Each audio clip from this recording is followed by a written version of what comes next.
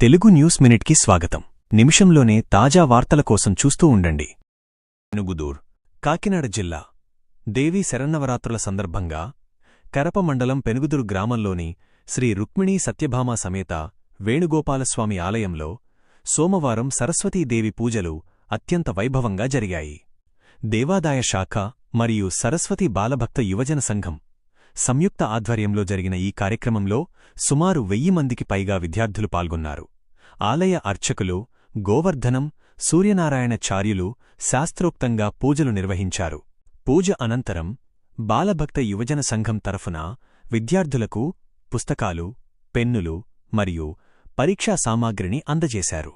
ఈ సందర్భంగా జనసేన అధ్యక్షుడు బండారు మురళి మాట్లాడుతూ 1961 నుండి ప్రతి సంవత్సరం ఈ పూజా కార్యక్రమాన్ని నిర్విఘ్నంగా నిర్వహిస్తున్నామని తెలిపారు. మరిన్ని అప్డేట్స్ కోసం మా ఛానల్ని సబ్స్క్రైబ్ చేసుకోండి. ధన్యవాదాలు.